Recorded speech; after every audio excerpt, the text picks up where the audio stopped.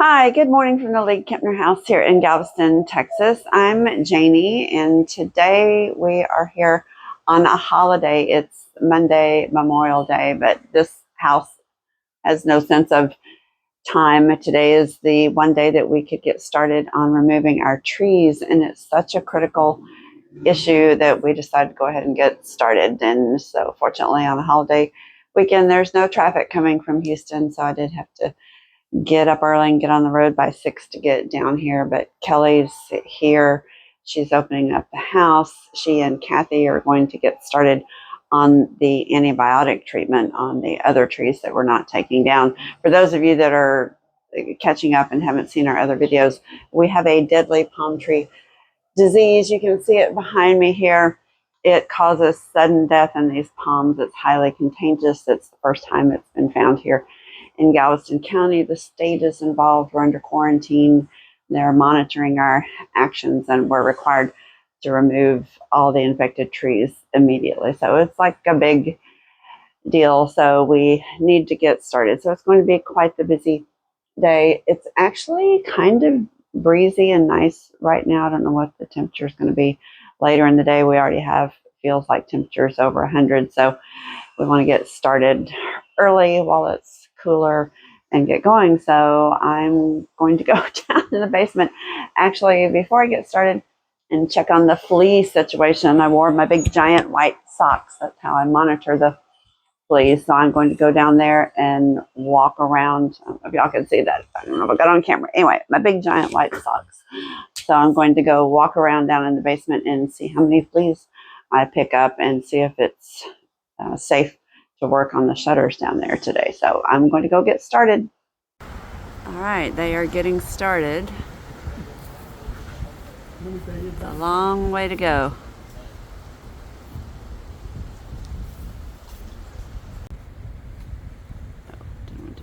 He's having a hard time getting a foothold with his spikes because the outside is so crumbly.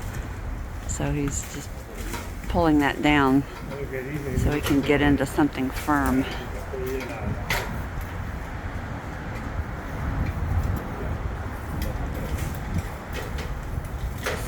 This is not helping my vertigo. Him climbing the tree swing, the clouds moving. It's just horrifying. This is horrifying to watch.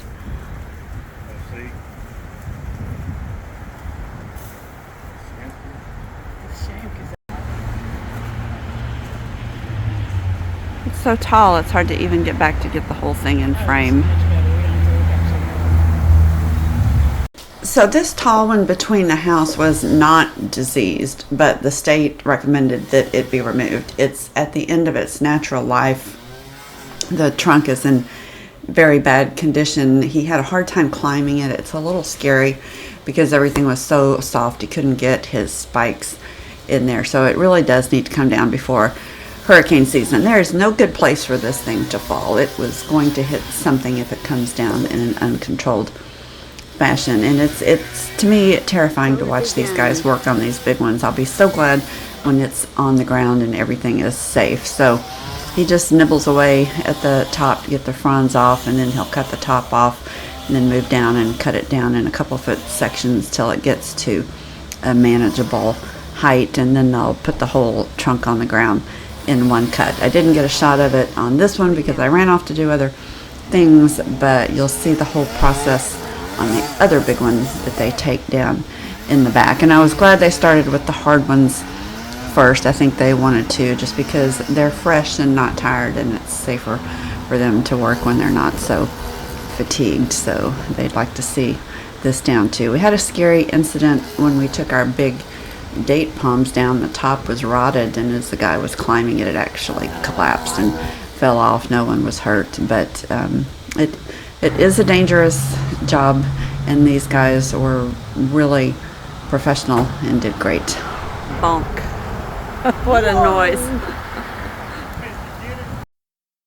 All right, the tree guys are here. You can hear them in the background sawing on that big tree. I'm going to start with my map that I made in some bright yellow paint, and I'm going to start numbering all the palm trees according to the map, because Kathy and Kelly are going to get started today, with the injections, and we need to be able to document and keep track of what we've done to each tree, not just the, it's gonna be hard in the wind, not just the antibiotic treatment, but also the systemic pesticide that we have to put on it. So according to my map, this is tree 1 and tree 2. And they're going to come and remove what I call it, flukes, find a good place on the trunk itself to do the treatment. Then we'll mark that with a little bit of white paint. But I'm going to number them with, this is just some really bright yellow paint that we had left. And I'm going to try to put it where it's not so obvious in the yard. So I'm going to do it around the back.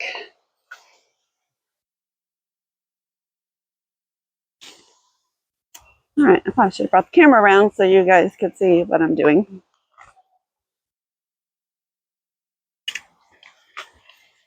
All right, there we have tree 1. This guy over here will be tree 2. And I see problems with this guy already. He's got cat's claw in him.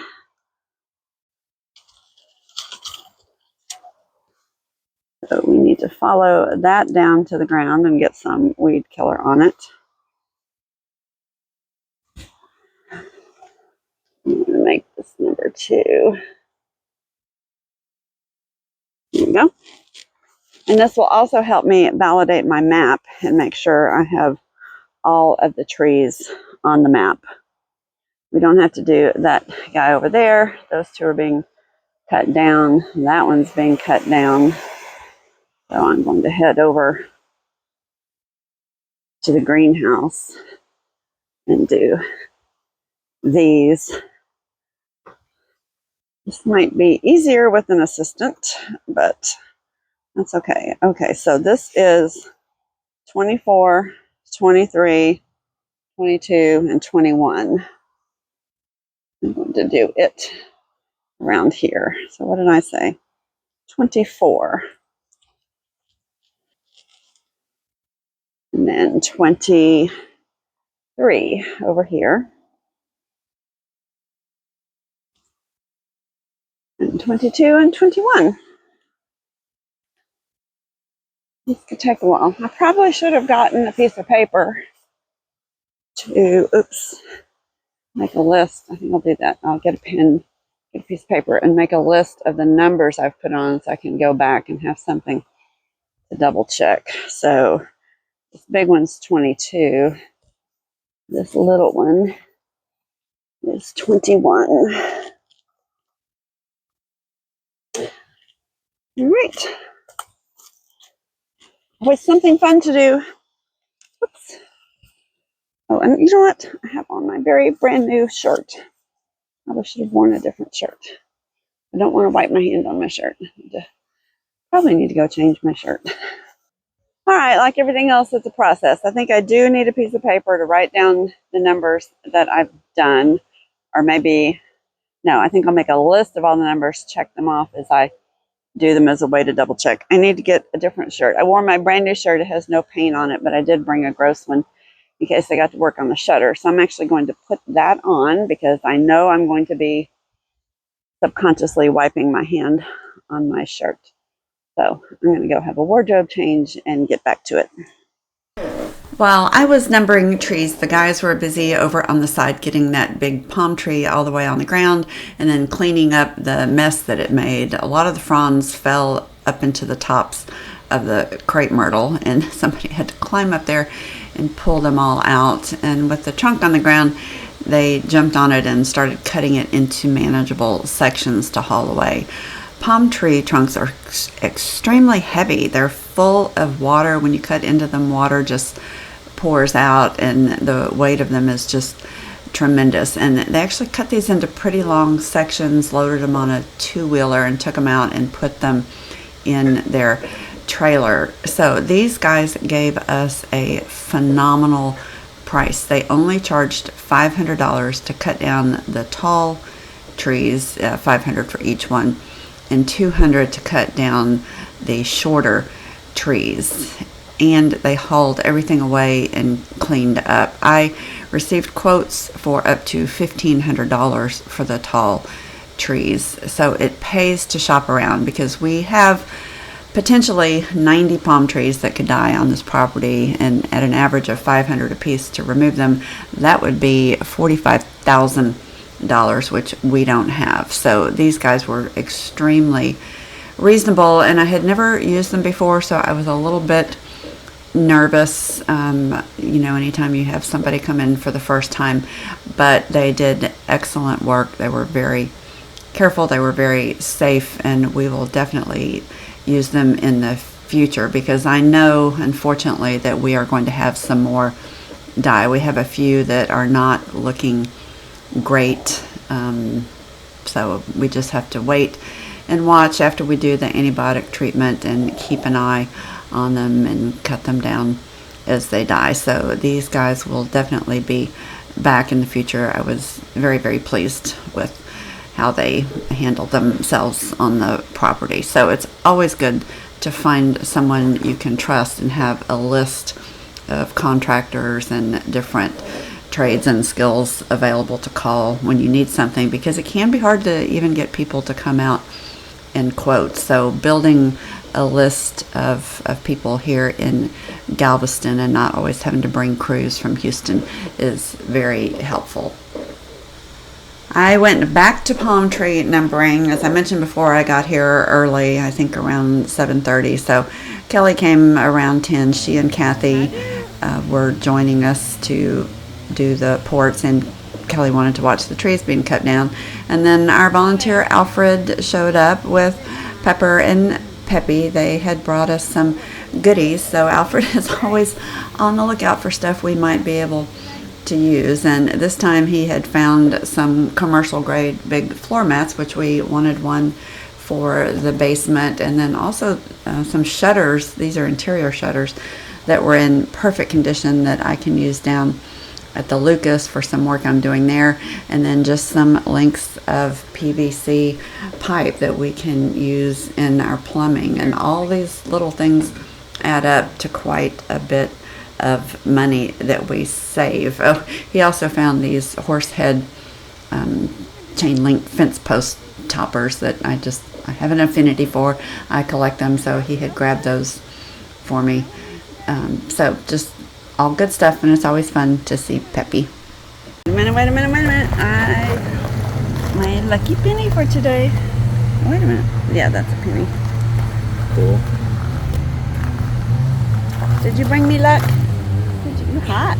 You need a shave. Yeah, I gotta. So back to the other great big tall palm tree. He scaled it with his spikes and cut the top off, which you saw on that first palm tree. And then it got down low enough that he could use a ladder and start cutting the top off in about maybe 2.5 foot sections. And then he got it down to this point where they can cut the whole trunk down. And here in the back, they cut it down when it was much taller than the other one, just because there's so much empty open space here in the yard for it to fall. They didn't have to be so worried about exactly where it landed. But to help guide it as it lands, they cut a wedge that will help it fall in a certain direction. They also attach a rope to the top of it, and two guys pull that rope and help guide it in the right direction as it's falling. And my husband and I did this many times in our youth and had a few near accidents with it. I was usually the rope person, which I'm not sure that was the wisest thing to do, because he's much bigger and stronger than me, but it's actually a very simple method. It works really well if you get the angle of your cut correct. You can pretty well lay a tree trunk anywhere you want it to fall, and because it doesn't have anything on top, the weight is even, so you don't have a heavy side of the tree and a light side of the tree, which makes it have a tendency to want to fall to the heavy side. So palm trees are a little easier to guide, because once you get that top down, then they're just this sticking up.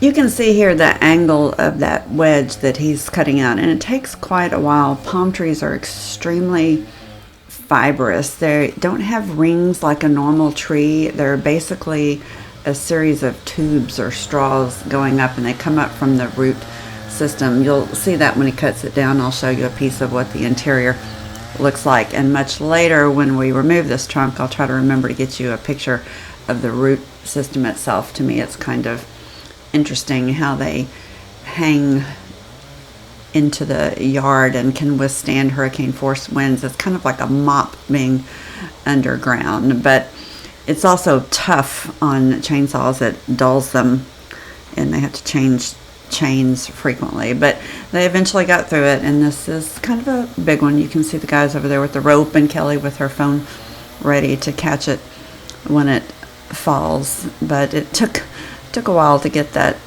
wedge out. Once the wedge was out, these guys started putting some tension on the rope, and he moved around and started cutting from the backside to release the trunk and have it fall towards where that wedge is removed.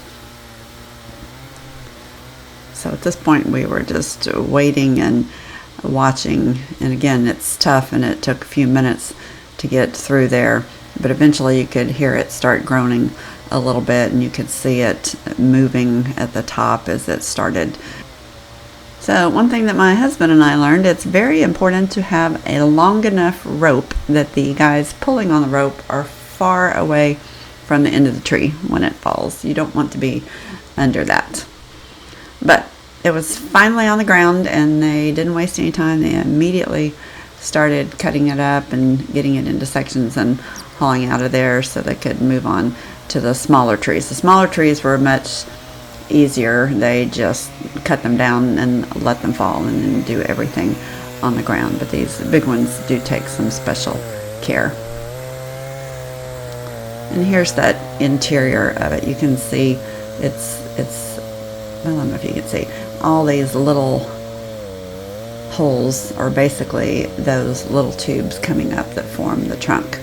So with that on the ground, we moved on to the treatment of the trees. That's what Kelly and Kathy are here for today, to start putting in the ports and try to get the healthy trees medicated to keep them from getting this disease. You can see it's lethal bronzing. It turns the leaves this kind of odd bronze color. It's different than regular frond die-off.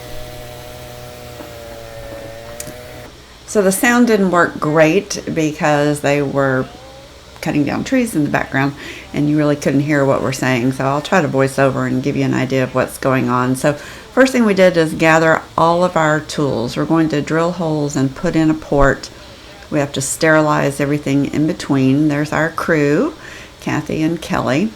Kathy is actually an IV infusion nurse, so she was laughing because it's kind of like working on people. But what they want to do is find a solid piece of the trunk, and we have saws and things, because if we can't find a piece, they'll have to pull off what I call these remaining well fluke fronds. But you basically drill in at an angle the length of the drill bit, so it's going in about 4.5 inches, and you move the drill in and out to remove the sawdust, because what you want is for that hole to be clean and debris free, so that there's room for the medication to go in. So it's just a few plunges in and out to clear that, and the drill bit is sized to fit the port. So we just want to have a clean work area. We want to get the sawdust out of the drill bit and then sterilize it with alcohol. We don't want to transfer disease from one tree to another. Our brush didn't work too well. It was not stiff enough. We had to go get a wire brush to do that later. But the port is just like a people port. It's a little plastic port. It goes in. It has a soft rubber diaphragm covering it that will inject through, and you just tap it into the hole. And then it's brown, so it's a little hard to see on the trees, so we did decide that we would paint a little bullseye around them to make them easier to find. And like everything else, it's a process. You learn as you go. So it took a while to do the first one and kind of get things set up, but then these guys got into a rhythm. So Kathy would drill, Kelly would clean the drill bit, get it sterilized, get everything ready for the next tree, so that Kathy could just focus on grabbing the drill, drilling, putting in the port, painting the bullseye, while Kelly was basically prepping the material for the next tree and move on. So they had that list I made of all the trees. We came up with a coding system, so I checked them off as I numbered them. They put an X as they put the port on, and then later on when we started the injections, we put a star by it, so we can track everything and date everything and know what we're doing, what trees we've done, and what needs to be done going forward. So these guys got in the rhythm and moved on to the next tree. And some trees were easier than others. Some trees have a trunk exposed. As I said, some don't. They have the remnants of those old fronds, and they can be quite difficult to come down, and took a lot of sawing and a lot of work on some. These guys were pretty methodical in their process, but they did get a rhythm going and got quite a few trees done on this first day. So it was exciting to see this happening, because it's really important that we not lose more palm trees than we have to. One, just the expense, but also kind of the aesthetic beauty that they bring to the yard.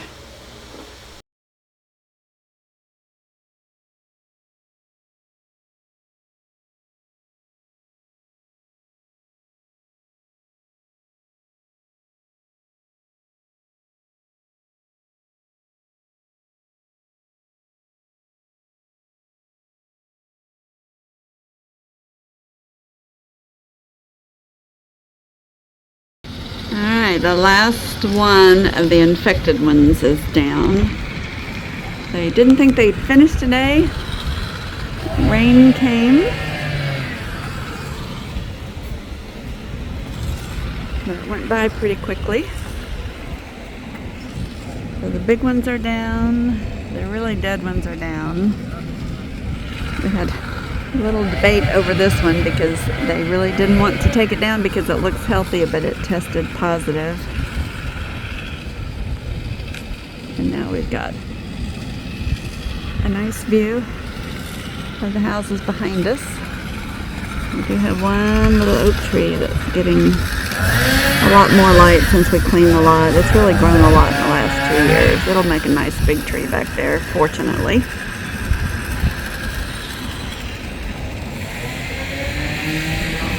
I was really impressed with how quickly these guys worked. It was a lot to get out those 2 big palm trees and these other 4, and they made short work of it even with the rain delay. So we had a very busy day with Kathy and Kelly doing all the work. I was running around in between trying to film and get some things done in the house, and I was glad to see that we were a little bit productive, because we have been in a bit of a work slump with just things beyond our control, and then this palm tree thing has really thrown a curveball into our game plan for the year. This has taken 2 or 3 weeks to get this under control and figure out what to do and meet with everybody that needs to be involved and get the state happy, and it does change dramatically the landscape in the backyard. So we have been scrambling to kind of figure out a game plan for the yard. But let me give you a little extra bonus video for missing last week's video and show you why we have not been very productive lately. This is not for the faint of heart. This is kind of painful coming up, but this is just how things go in the house. We never know what's going to happen around here. So Joe and I have been sitting here arguing over who gets to do the intro. I want to do it. No, I'm funny. Oh, she's funny, but it's not. It's not funny today. It's a little funny. Oh God. Well, of course, because we find everything funny. Remember when you cracked your ribs? That was hysterical. I laughed so hard. We laughed so hard, but yeah. So we're not having the most auspicious day. So I started out with great plans for the day. That was our first mistake. That was our first making mistake. plans. Joe had a little personal setback we won't talk about. We got here, but we're still pumped and ready to go. We're going to meet a guy to get a quote on grading the yard because they're supposed to come Monday and start taking down the palm trees.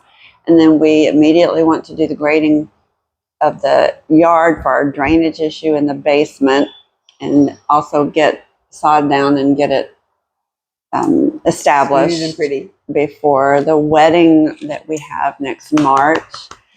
And so then I was going to do a lot of the shutter, actually not a lot of it, all of the touching up of the shutters in the basement so they could dry, so that I could bring them up here and finish and get on that schedule to come put them up there. So I first headed down to the basement. We do a house like opening procedure. Yes. Oh, and I timed it this morning. We have 36 working windows that we can open in the house right now. And it took me only 8 minutes. I've gotten it down to a science. So Joe went up to open windows because it is hot, and I went down in the basement to unplug our outdoor lights and plug in our indoor lights. And then I was standing there contemplating my shutter work and actually looking at some stuff for the air conditioning where some venting might go. And I started feeling something on my legs, and it's like stinging. And I'm like, oh gosh, I walked in something in the yard and did something. And I stayed down there a little while longer and started to come upstairs and look down. And I was covered with thousands of fleas from the knees down. So then I had to go outside for a very long time and pick fleas off of me. So we have a flea infestation in the basement. So the basement is off limits today. I can't do any work down there. I can't even go get the shutters and bring them up. We've had this happen before. We get wild animals come in. It's like a rotating cast of characters in the basement. So anyway, what I have found with my pets is as long as the animal's coming in and out, the fleas kind of hop on, hop off the animal. But when the animal's gone, the fleas have no way to travel other than my legs, and they'll infest. So it takes about 20 flea bombs in the basement because it's so open and it's airy big and airy big, and the wood is everywhere, and there's places for them to get away from the spray. So I'm going to go down and spend a near fortune on flea bombs and some spray to put in my pump sprayer and go saturate the wood and try to eliminate the fleas so I can go get the shutters maybe tomorrow or next week and finish the shutters. So it's like it's not the plague or pestilence or whatever, but these are bad. These are and bad. they can carry disease. One of our volunteers' husband got typhus from a flea and nearly died. And then there was another case in Santa Fe of somebody getting typhus from flea bite. So it's really a bad, I mean, we really are not letting anybody go down. Fortunately, we have a flushing toilet on the second floor. Yeah. And we'll have to wash our hands out at the hose. Just like the olden days. I know. We should put up a porta potty in the yard just for old time's sake. We can hang a tarp and pretend it's a porta potty. Then I'm waiting on the guy to come about the yard grading, and he calls and he says, "Are you a commercial building?" So he didn't come to 1702 Broadway in Galveston. He went to 1702 Broadway in Pearland. So he's not here. And he's like backtracked and said, oh, I don't work in Galveston, even though we've talked about it 3 times. So he's not coming, but he called a friend who works here. So they're supposed to get back with me and maybe come. And I have actually called the guy who did the last work for us to get a bid from him. He was relatively reasonable, so I was going to get a couple bids anyway, but we're under the gun because as soon as those palm trees are gone, we need that work done. So now we're just kind of sitting here going, what do we do? I mean, there is stuff to do, but so much of it is in the basement. And you know how it is, your brain has got a plan and it's just out the window. So nothing to do up here is. Although I did spend all my morning making a fabulous Facebook post. She did make a Facebook post. I did send out some emails, but I think now we're going to Romy and Michelle it and clean off the table and fold t-shirts. Oh yay! It's always something we'll exciting. Show you our exciting t-shirt folding. So anyway, I'm just so frustrated Is because this for our weekly video, or is this this is our weekly video? Oh well, then I'm going to interrupt. The heat is coming, and it's actually a decent day to do all those many things I had planned in the basement. So although there's no breeze today, so it's a little stuffy in the house. It's like, I don't know why Mother Nature hates us. I'm a Girl Scout. I have solar panels. I recycle. We have a pollinator garden, which is full of bees today. And Mother Nature just like slaps us down. So, but since it is the weekly video, then I'm going to take this opportunity to say, now would be a good time to smash that like button because somebody keeps forgetting to mention that. Oh, I am bad about that. And it is important to subscribe and like, whatever it is. And if we can get like 25 new members, then that might pay for the flea bombs. Oh, yes. So thank y'all very much to our members. We did start memberships through YouTube. There's a 99-cent level and a $1.99 a month level. The 99-cent level, we do a midweek video. It's usually something to say. It's a little impromptu like this. Like everything else is so scripted. We're such professionals. But we try to show something different or current, current, something going on, some information we don't put out to the general public. It tends to be a little more personal. And then the $1.99 you may or may not. You're supposed to get a live on some Saturdays. We don't commit to do every Saturday, but we try at 1:00 on Saturday to do a quick live real time. We're having some but since I'm not here on Saturdays, then we are having some technical problems learning how to do live better, but we're working on it. So anyway, so check out our memberships. It helps us out quite a bit. We're doing it less so for fundraising and more so to kick the YouTube algorithm. They're always changing the rules about what they want you to do before they promote you. And we're getting very close to 5,000 subscribers again. Our watch hours are up. So thank y'all very much for that. But we want to kick it up to the next. Yeah. So ways to boost. Obviously, you don't have to be a member. We don't want you to subscribe if you can't afford that. Not subscribe, but get a membership. But having subscribers helps. So if you're watching this and you haven't subscribed yet, just go ahead and hit that button. It doesn't like spam you or anything, but you will get will pop up more often in your recommended videos. Yes. If you turn on notifications, that is super helpful because part of the algorithm is Facebook sees how quickly people start watching our videos after we post them. So if you turn on notifications, if you're a subscriber and you get that notification, if you just click and play, even if you don't have time to watch the whole thing right away, just that click over from the notification makes a big difference to YouTube. So there's lots of ways you can help without spending money. But right now we're going to go clean the table and fold shirts. I'm going back to my retail. I'm a professional because I worked in retail for many years. My brain wrapped around what I can do outside of the base. It's just really short-circuited me. Just mostly because everything else is in such great shape, and we do have that critical path work schedule, but everything is down Yep. in the basement. So anyway, we're gonna go fold shirts. It doesn't get any more exciting than this. But here's our new t-shirts, which look like our old t-shirts. Mine's always But they're gross. 100% cotton. These are 100% cotton. The other ones of this style were a 50-50 blend, which I like, but a lot of people like 100% cotton.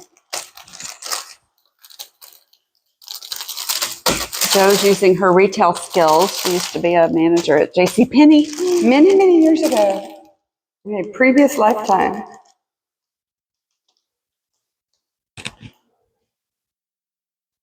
I'm saying, right when you say that, I suddenly can't. I was doing great, And until the camera turned on. we're having a problem with humidity. like, oops, man down. Like Bend it just over. like sticks. You left an imprint on there. It's on the outside. But we've come up with a folding Methodology. rubric methodology. It's just really hard to get in the bag because And the our more you fold, the sticky. arms are so sticky. I have to check to make sure we didn't get it too terribly wonky. And they have professional looking stickers. Yes. I mean, we have come a long way. I actually watched the video earlier this week. I ran across it. I was going through videos on my computer of when we first got our first shirts and we were set up under the front porch. Yeah. And we had the shirts hanging across the 2x4 down under the porch. We are seriously prepared. Yes, I went crazy and spent $24 on Amazon to buy a label maker. So now it says 100% cotton tee, 2XL, $20. And I got the bags because we were just rolling them up, tying a ribbon on them, but it's very, very dirty in this house, and we were constantly having to undo them and fluff the t-shirts and clean them. So now they will stay clean and better organized. This is not shutter work. No, but if you're ever thinking about volunteering, this is the kind of awesome stuff you get to do when you come to volunteer. Well, I am just making the point that you do not have to have restoration experience. No, and to come, we because actually there's a lot of work that has nothing to do with and directly. I had been restoring the saving house. this. Actually, we have 2 volunteers that are wounded right now, Paula and Kathy, so that they would have sit-down work. But I have a hard time just sitting and doing nothing. A trait which I do not share. I did get a hold of the guy who graded the yard last year. He is going to come around 1 o'clock and give us a bid because I was hoping to get 2 bids anyway. So today won't be a total waste. And I did go plant another butterfly bush that our volunteer Stephanie brought me. Hey, where'd you find it? Oh, she gets it. Oh, where did I plant it? Over by the bird bath. There was a bare spot that's in full sun. It's not my skill set. So, we all have our things. This is not mine. Mine is being adorable. So, anyway, but it's something to do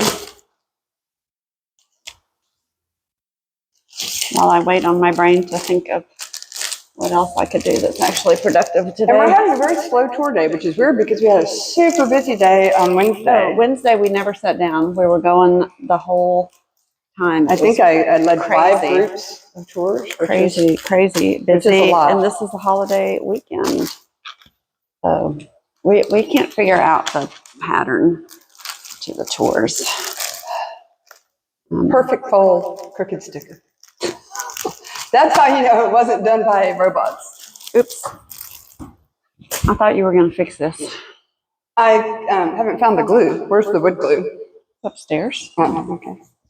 Well, then I will fix it. Did you bring the clamps? No, because you have to bring the clamps. Oh, now I remember why I didn't fix it, because I'm waiting on you to bring the clamps. All right. So it's not entirely my fault. Well, enough of folding for y'all for today. Oh, it was just getting good. It's getting good.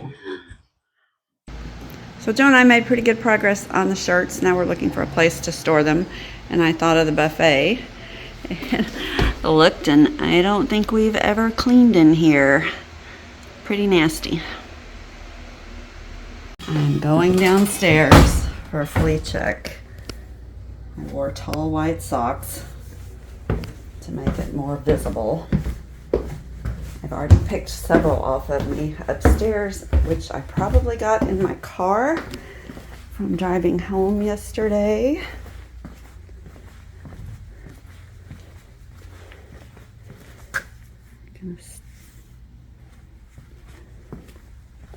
They were heaviest back over in that corner over there. I'm going to get the outside doors open.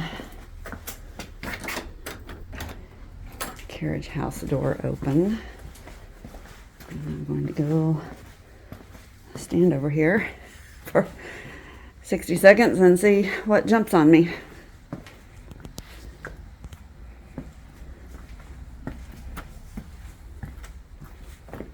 Okay.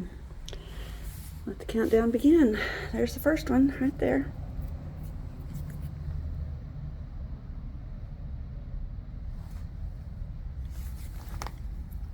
There's the second one.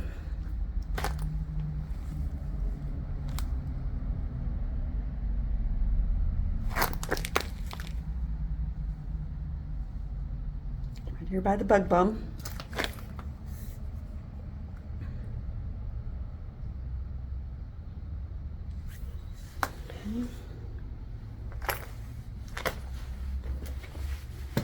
Here and stand for a minute. There's the third one. All right, so it's down to Chalmers to get the serious spray.